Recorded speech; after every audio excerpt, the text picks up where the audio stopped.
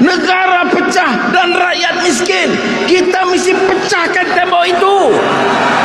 Dan sebab itu kita menyeru supaya saudara-saudara beri ruang, kerana negara ini belum terlepas daripada perseteruan, memupuk kebencian antara kaum, antara parti, antara wilayah, antara warna kulit, faham agama. Masih belum melepas. Hari ini kita bicara soal pekerja, membela nasib pekerja. Apa kita tanya pekerja itu Melayu? Ya, Melayu yang majoriti, Melayu yang paling ramai dalam kategori ini. Tapi apa kita kira anak Cina atau anak India atau Dayak atau Kadazan? Kita tidak fikir begitu. Kita fikir nasib pekerja, kesatuan pekerja, semangat pekerja, mengangkat martabat pekerja keseluruhannya.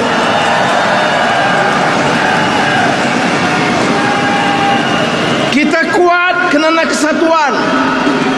Kita kuat kerana semangat bawa perubahan. Jangan izinkan hari-hari kita baca berita di negara sana, di benua sana, orang berpecah kerana kaum, kerana faham agama yang fanatik, kerana kebencian di antara satu sama lain, kerana faham wilayah yang sempit. Negara pecah dan rakyat miskin. Kita mesti pecahkan tembok itu.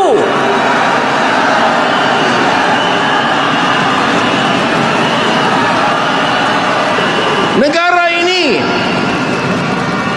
negara bertuah, sejarah gemilang. Mana negara di mana penguasaan begitu banyak bahasa? Mana negara yang indah kerana pelbagai budaya? Mana negara yang mendapat menyantuni ini semua? Namanya Malaysia. Malaysia hebat, Malaysia keramat, dan kita pertahankan semangat ini.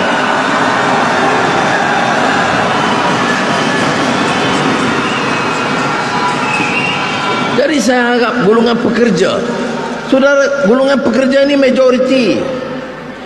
Yang tentukan siapa Perdana Menteri, bentuk kerajaannya, dasarnya.